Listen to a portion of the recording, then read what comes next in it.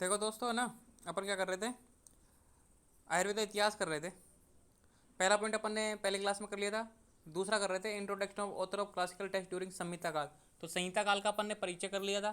ठीक है, आयुर्वेद के इतिहास के बारे में कैसे आत्रेय और इसके तीन, जैसे आत्रेय, धन्वंतरी और काश्यप, इनके बारे में अपन ने पढ़ भी लिया था। आज करेंगे अग्निवेश, सुश्रुत, भेल, हारित, चरक, ठीक है, ड्रेडबल, वाघभट्ट, नागार्जुन और जीविका, इनके बारे में अपन आज अध्ययन करेंगे कि भाई सुश्रुत की जीवनी, भेल, हारित, चरक, इनके बारे में अपन करेंगे।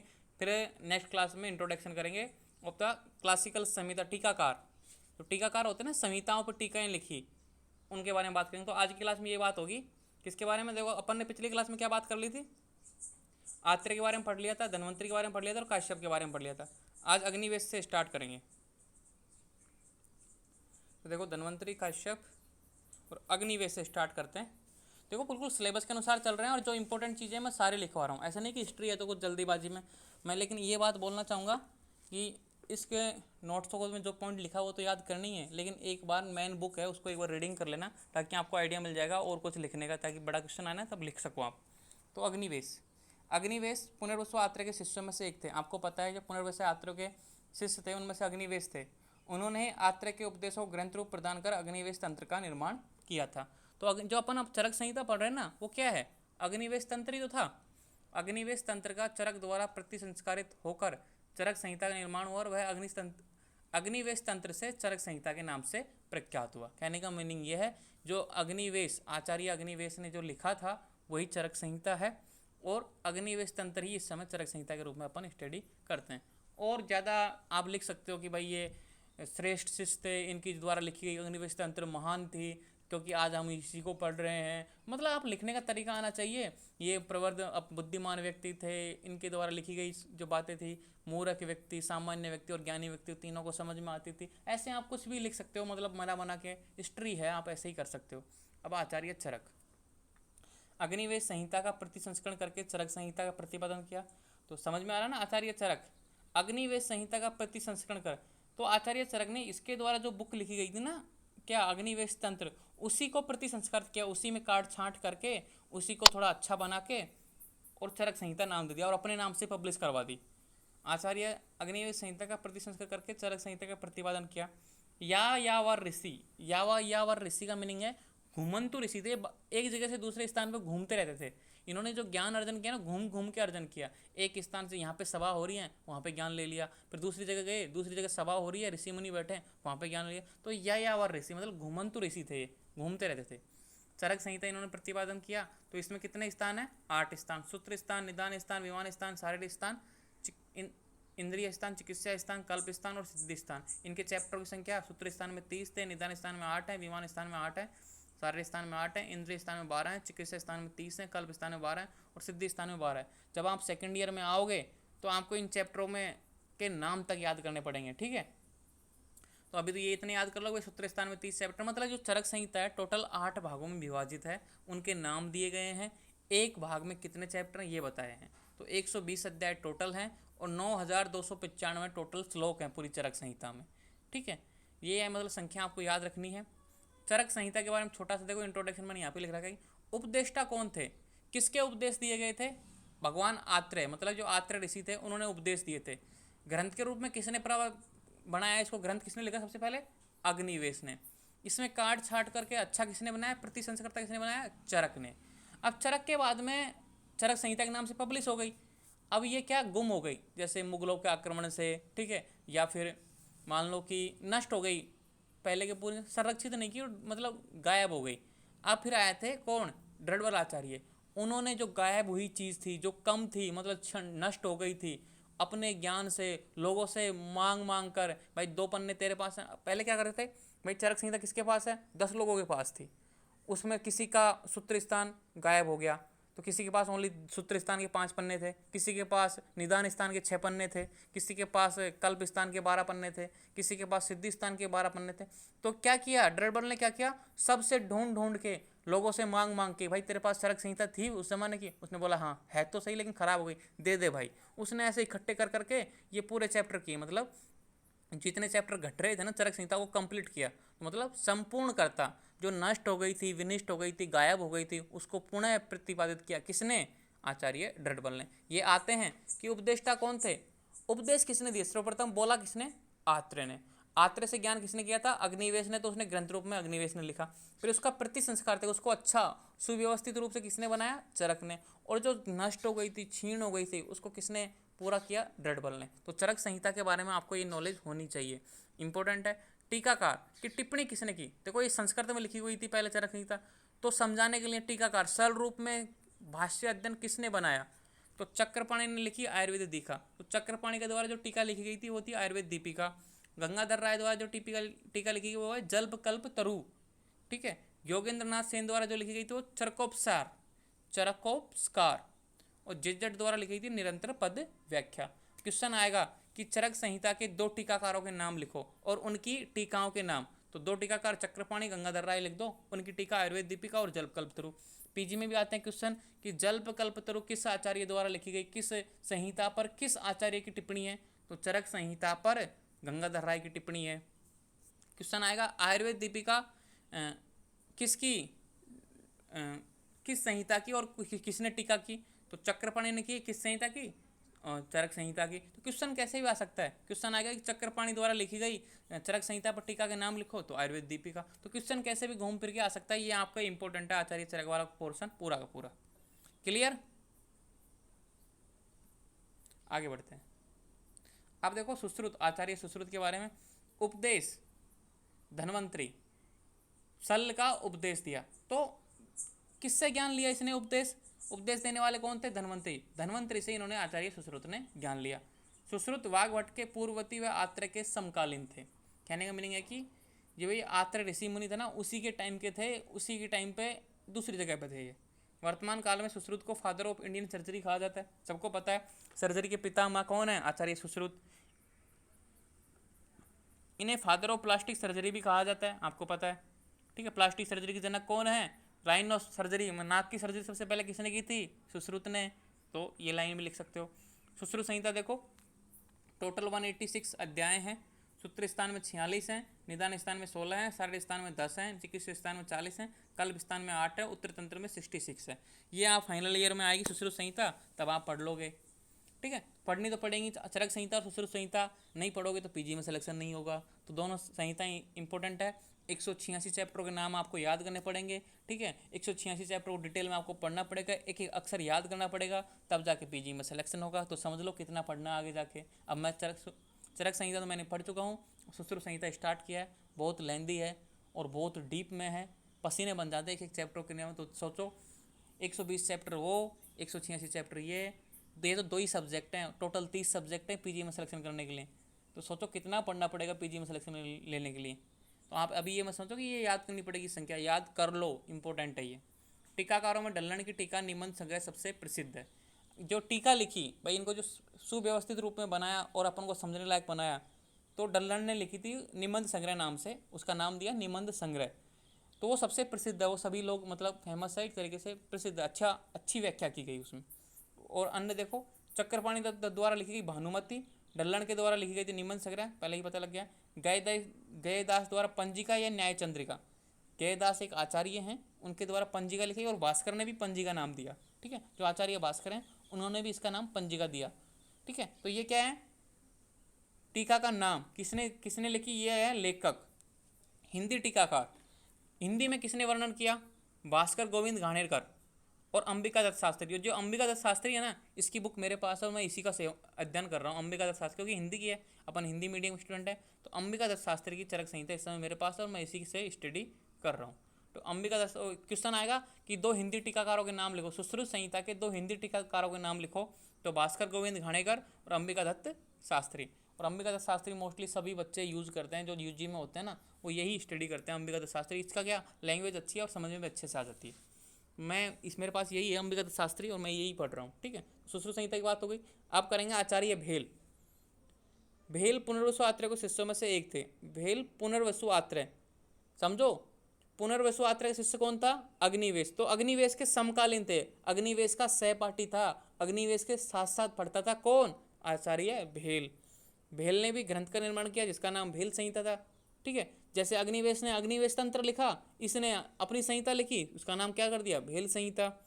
भेल संहिता में 8 स्थान है, 120 अध्याय हैं, वर्तमान में 106 अध्याय मिलते हैं, बाकी सारे लुप्त हो गए, पता ही नहीं कहाँ गई। मतलब जो आक्रमण हुए थे अपने जो सभ्यता पर, हिंदुओं की सभ्यता पर, ठीक है, अपने ग्रंथों को जलाने का, अपनी संस्कृति नष्ट करने का, उस समय भेल संहिता भी नष्ट हो गई। वर्तमान में ओनली 106 अध्याय ही हैं, बाकी गायब हैं, मतलब नष्ट हो गई, किसी के पास नहीं है वो। इतना सा इंट्रोडक्शन काफ़ी है। अब आचार्य हारित, अब हारित भी देखो वही थे भेल के और वो अग्निवेश के सहपाठी। हारित पुनर्वसु आत्रेय के शिष्यों में से एक थे, वे अग्निवेश आदि के सहपाठी थे, मतलब भेल के सहपाठी थे, अग्निवेश के सहपाठी थे, मतलब एक ही क्लासमेट थे ये। इन्होंने अपनी संहिता लिखी, उसका नाम लिखा हारित संहिता। इसमें 6 स्थान हैं, 103 अध्याय हैं। आयुर्वेद के 8 अंगों के बाद 8 प्रकार की चिकित्सा में यंत्र, शस्त्र, अग्नि, क्षार, पथ्य, स्वेदन में मर्दन का उल्लेख है।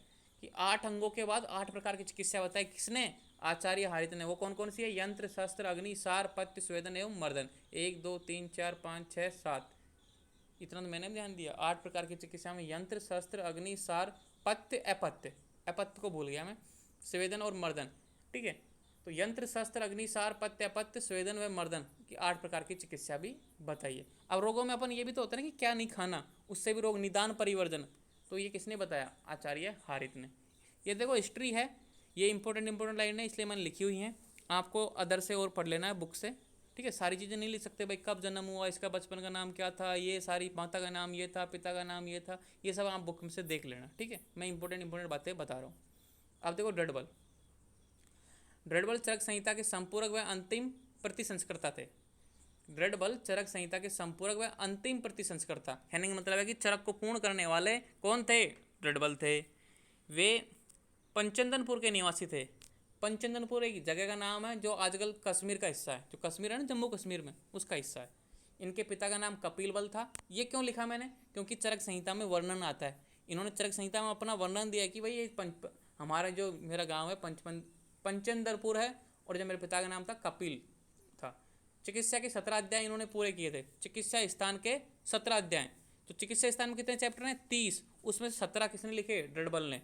कल्प के 12 इन्होंने लिखे और सिद्धि के 12। तो ड्रड द्वारा संरचित, कहने का मतलब है कि 12 और 12 24 और 17 कितना हो गया? 24 और 17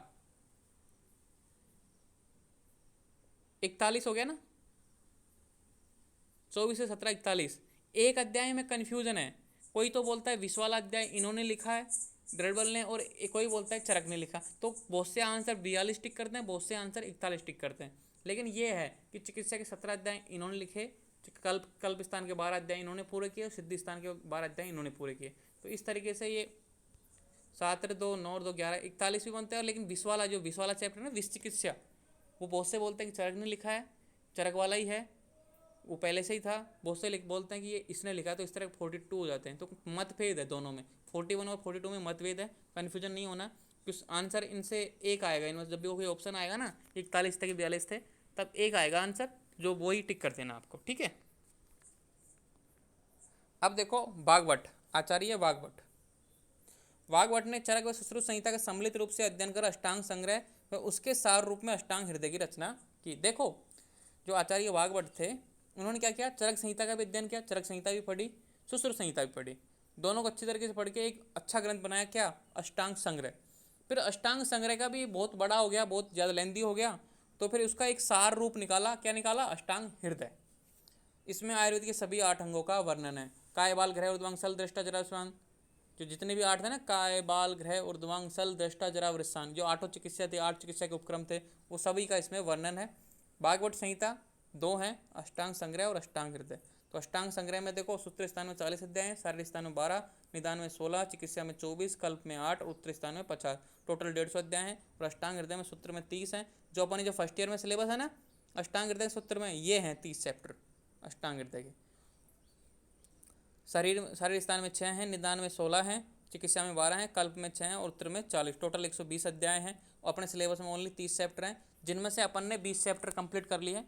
मतलब हाँ, 20वां चैप्टर चल रहा है, नस विधि अपना चैप्टर चल रहा है, जो अपना अष्टांग हृदय का कोर्स है ना, उसमें, ठीक है।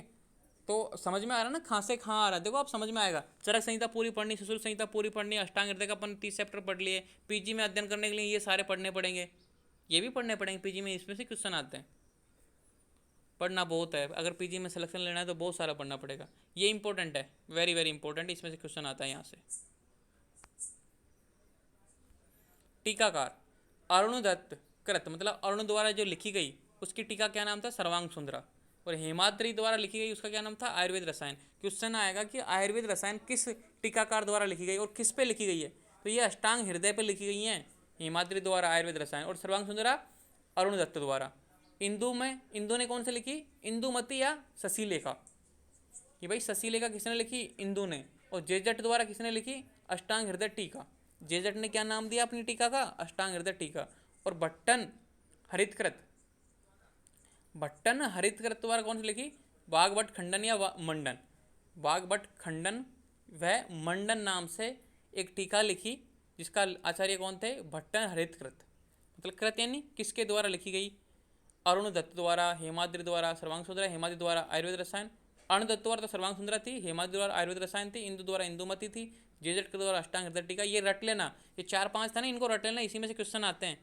चरक की भी याद कर लेना, सुश्रुत की भी याद कर लेना, और अष्टांग हृदय की टीका याद कर लेना। दो दो तो याद कर ही लेना ही, दो तो नहीं तो 3 तो याद करना, क्योंकि 2 तो पूछ ही लेते हैं नॉर्मली, तो 3 एक सेफ रहेगा, ठीक है। अब देखो आचार्य जीवक, ये इंपॉर्टेंट है, जितनी भी टीका लिखी ना, चरक की, सुश्रुत की और अष्टांग की, तीनों टीकाएं इंपॉर्टेंट है। अब याद कर लो, फाइनल ईयर में पीजी में इजी हो जाएगा, आधा कोर्स समझ जाएगा आपका। आयुर्वेद आचार्य जीवक, आयुर्वेद ग्रंथों में से 2 प्रकार के जीवक का वर्णन होता है। कि जो आयुर्वेद ग्रंथ है ना, चरक संहिता, सुश्रुत संहिता, काश्यप संहिता, बेल संहिता, हारित संहिता, जितने भी संहिताएं हैं, उनमें 2 प्रकार के जीवकों का वर्णन होता है। भाई 2 प्रकार, 2 आचार्य थे जीवक, ऐसा बोलते हैं। एक कौमारवर्ती से संबंधित, मतलब कौमारवर्ती यानी पीडियाट्रिक्स, कौमारवर्ती यानी पीडियाट्रिक्स। तो एक पीडियाट्रिक्स से संबंधित थे, दूसरे शल्य वैद्य थे, और दूसरे सर्जरी से संबंधित थे। अब लोगों को पता नहीं कि भाई ये सर्जरी का ये था कि पीडियाट्रिक्स का ये था, दोनों। कभी कभी तो बोलते कि एक ही व्यक्ति था लेकिन दोनों का ज्ञान था, बहुत से व्यक्ति बोलते थे कि ये 2 हैं, दोनों को अलग अलग ज्ञान था। तो कन्फ्यूजन है, क्योंकि हिस्ट्री था, किसी के पास प्रमाण नहीं थे, किसी ने देखा नहीं, जो प्रमाण मिले बुकों में, जिस चीज़ ने लिखा वैसा वैसा अपन ने मान रहे हैं। तो कौमार वर्ष से संबंधित जीवक को ही वृद्ध जीवक माना जाता है। तो क्वेश्चन आता है कि वृद्ध जीवक से आप क्या समझते हैं, तो जो कौमार वृद्ध मतलब पीडियाट्रिक्स से जो संबंधित जो आचार्य था, उसी को अपन वृद्ध जीवक मानते हैं। सम्राट बिम्बिसार, अजात रात्रु तथा भगवान बुद्ध के चिकित्सक। ये देखो राजा थे सम्राट बिम्बिसार, अजात रात्रु तथा भगवान बुद्ध के चिकित्सक। यानी मतलब ये है कि इन्होंने इनकी चिकित्सा की, किसने, आचार्य जीवक ने। सम्राट बिम्बिसार ये एक राजा थे, उनकी चिकित्सा की। अजात रात्रु के नाम का एक राजा था, उसकी चिकित्सा की। और भगवान बुद्ध को सभी जानते हैं, उनके भी ये चिकित्सक थे। कौन, आचार्य जीवक। मतलब भगवान बुद्ध की जो चिकित्सा करते थे ना, पर्सनल वैद्य थे, वो कौन थे, आचार्य जीवक थे, ठीक है। अब नागार्जुन देखो, नागार्जुन सुश्रुत संहिता के द्वितीय प्रति संस्कर्ता थे। उन्होंने सुश्रुत संहिता को प्रति संस्कारित कर संभवतः उसमें उत्तर तंत्र जोड़ा। उत्तर तंत्र विनिष्ट हो गया था, नष्ट हो गया था, मिला ही नहीं था। तो नागार्जुन नाम के एक व्यक्ति थे, उन्होंने उस सुश्रुत संहिता के उत्तर तंत्र को ढूंढा, अपने ज्ञान से पता नहीं कैसे करके इसमें जोड़ा, उत्तर तंत्र लिखा। और उत्तर तंत्र में अपन क्या पढ़ते हैं, ENT, आई, जो ENT से संबंधित जितने भी है ना डिजीज, वो उत्तर तंत्र में आते हैं। तो ENT किसने लिखी, पूरी नागार्जुन ने लिखी है। ढूंढ फिर के लोगों से मांग तुंग के कैसे भी करके।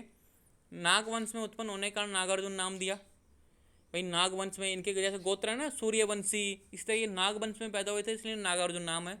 जाति ब्राह्मण, परंतु बाद में बौद्ध धर्म ग्रहण किया। इनकी जो जन्म से जाति थी ना, वो क्या थी, ब्राह्मण थी, लेकिन बाद में इन्होंने बुद्ध धर्म को अपना लिया था। रचनाएं लोह शास्त्र, रस रत्नाकर, योग सार और उपाय हृदय, इनकी रचनाएं देखो।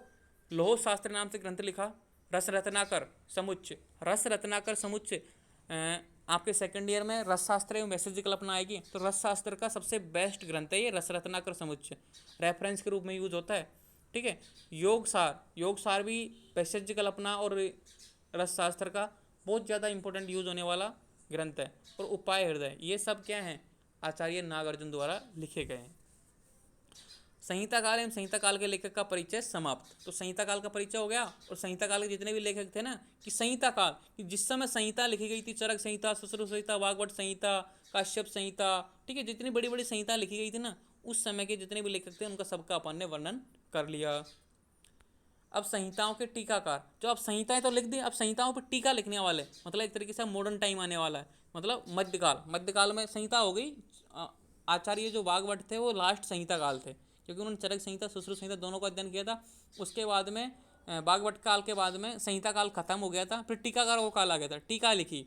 टीका बाद इसने चरक संहिता भी टीका लिखी, जैसे कि अपन देखा ना अभी ये टीकाकार, इनका काल आ गया। अरुणदत्त, हेमाद्रि, इंदु, जेजट भट्ट, तो इनके बारे में आप पढ़ेंगे कि संहिताओं के टीकाकार, कमेंटेट्स ऑफ द क्लासिकल संहिता, तो इनके टीकाकार, इनका परिचय पढ़ेंगे। उसके बाद में फिर मॉडर्न एरा, जो अब वर्तमान जगत के जो प्रसिद्ध लेखक है ना, उनके बारे में पढ़ेंगे। उसके बाद में ये फिर हिस्ट्री कंप्लीट सी हो जाएगी। तो आप मिलते हैं नेक्स्ट क्लास में, इतनी सी करेंगे हिस्ट्री अपने, ये संडे तक हिस्ट्री कंप्लीट हो जाएगी। हिस्ट्री कंप्लीट होने के बाद में अपन क्या करेंगे, मौलिक सिद्धांत करेंगे। तो अष्टांग वाले बच्चे भी इस क्लास को ज्वाइन करेंगे और पदार्थ वाले भी ज्वाइन करेंगे, क्योंकि पदार्थ में क्वेश्चन आ जाते हैं मौलिक सिद्धांत के, तंत्र युक्ति, ताच्छिल्य, अष्ट प्रकृति, ठीक है, ये सब क्वेश्चन आ जाते हैं वहाँ पे। तो अष्टांग वाले पदार्थों के लिए भी क्लास कॉमन रहेगी, तो अष्टांग वाले बच्चों का भी कोर्स कवर हो जाएगा और पदार्थ वाले बच्चों का भी कोर्स कवर हो जाएगा। तो हिस्ट्री के बाद में अपन कॉमन क्लास लेंगे किसकी, इसी टाइम पे 6 से 7 में, मौलिक सिद्धांत की। जो अपन जो अष्टांग हृदय में है ना 10 नंबर में, वो टॉपिक यहाँ भी कवर करेंगे, क्योंकि सेकंड पेपर में वो क्वेश्चन आ जाते हैं पदार्थ विज्ञान में। ठीक है, तो मिलते हैं अब कल, थैंक यू।